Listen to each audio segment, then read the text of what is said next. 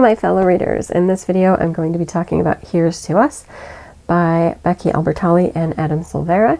This is the follow-up, the sequel, the companion, I don't know what to call it, more of a sequel to their work What If It's Us, which came out a few years ago and I really loved.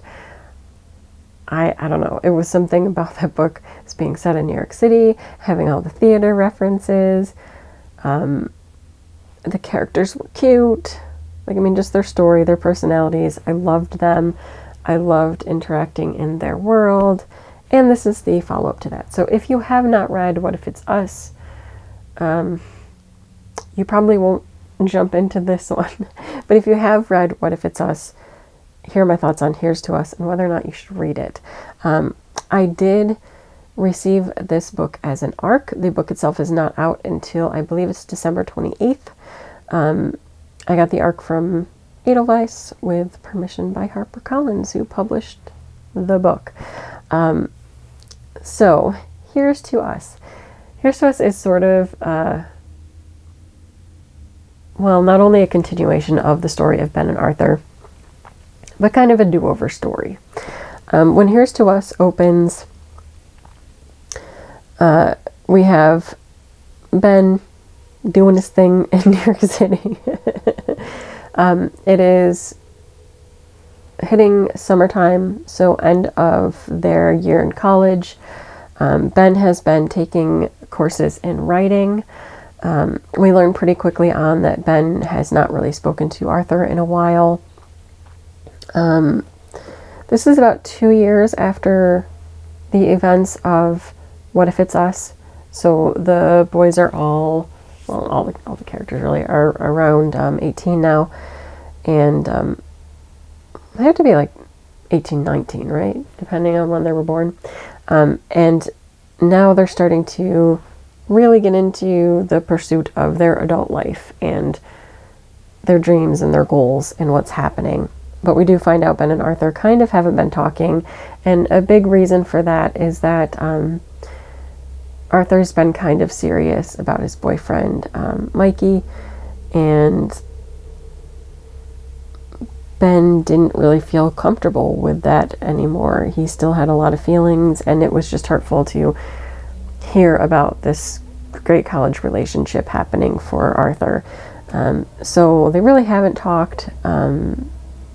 Arthur had sent, I believe, a message back at Ben's birthday, and Ben didn't reply. So they haven't really connected since, a little bit before that, actually, since he didn't reply to that message. And so he's trying to essentially move on from Arthur, and he's been seeing, though they're not boyfriends, they don't have a defined relationship, he's been hanging around with this guy Mario, who seems great in a lot of ways. He was taking the same writing class as Ben, so they have a lot of similar interests. They're both Puerto Rican, so they have the same heritage background. He's been helping Ben to learn Spanish. He makes t-shirts, and he's really charming and good at a lot of things, and apparently very attractive, as we're told pretty early on. The one problem is he won't define the relationship, and so Ben would like to move on and be all in a relationship, but the one he's currently in can't really be defined as a relationship, and so he's struggling with that.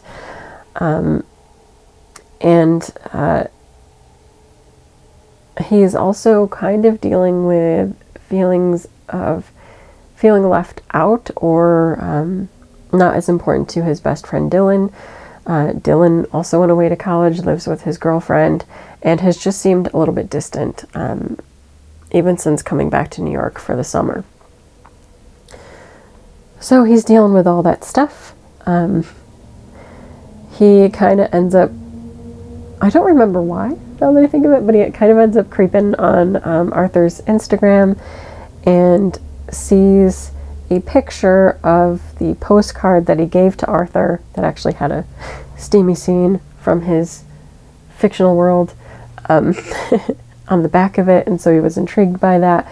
And then he sees in the post that Arthur will be coming back to New York City for an internship, a theater internship, and immediately he's unsure, should I reach out to Arthur?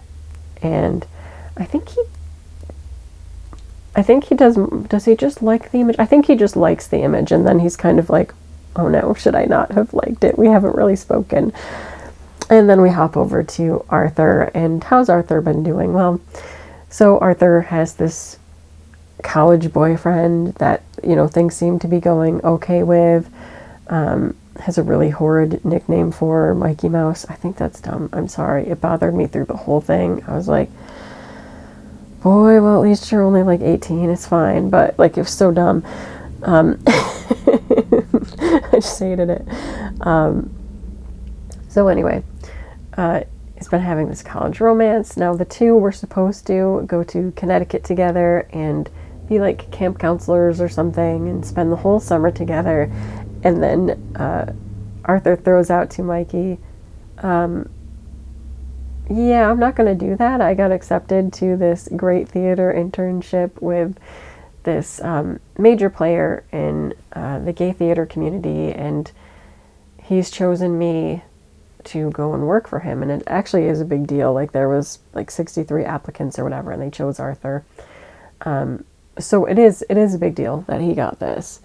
And he's like, I want to pursue it. I mean, who would turn it down? But of course, Mikey feels a little bit betrayed because they hadn't really discussed that, and they had all these summer plans laid out, and then suddenly it's like, yeah, well, no, I'm not going to do that. He's nice though, so like he helps with the packing and getting things ready and being a good boyfriend to Arthur.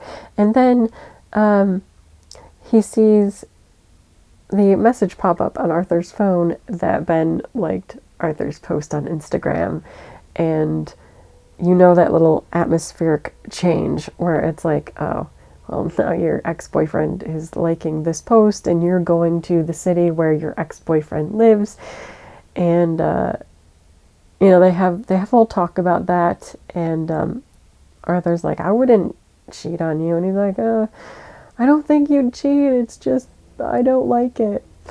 But it is what it is. Arthur goes to New York City because he's not going to pass up on that internship. And the big chunk of the book is then kind of this heart-wrenching, I almost want to say, like the twist of these current relationships, but also Ben and Arthur navigating their relationship. They do run into each other again. Well, first Ben runs into Arthur's friend Jesse, and then they run into each other, and it is that reconnecting and that feeling of, I genuinely like this person, and how can I be a good friend to them, even though there's also feelings of,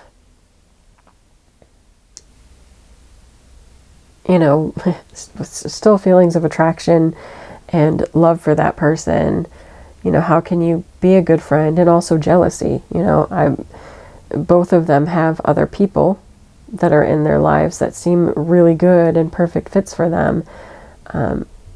But they can't deny that there's jealousy there, that why, when they connected so well with one another and are still attracted to one another, didn't their relationship work?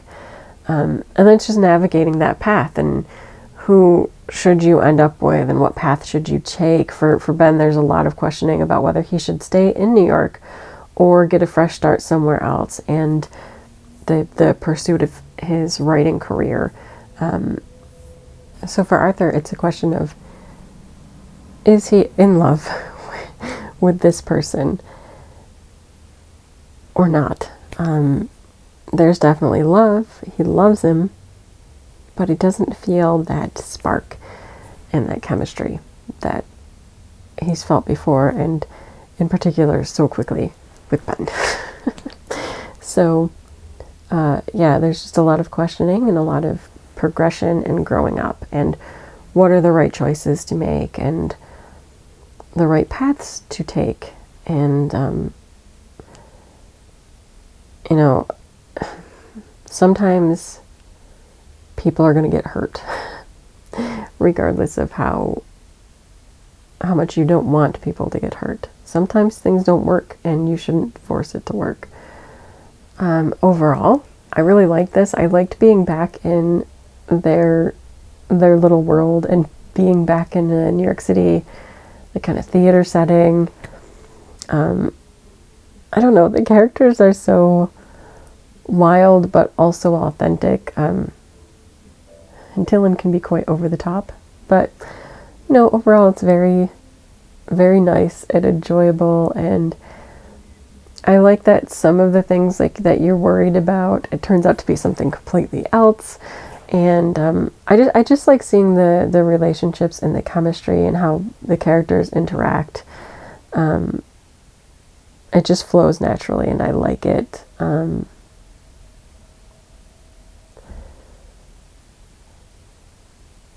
I feel that, yeah, for most of us that weren't necessarily satisfied with the ending of What If It's Us, this one is kind of more of a do-over, and I don't know whether or not you're going to like it. Read it, let it play out. I don't want to give that away. It's interesting. So I enjoyed it. It'll be out December 28th. So if you're seeing this before then, you can pre-order the book. If you're seeing it after it, go pick up the book. It might be at your library, or you can purchase it from any booksellers. That is it for this video. Until next time, bye.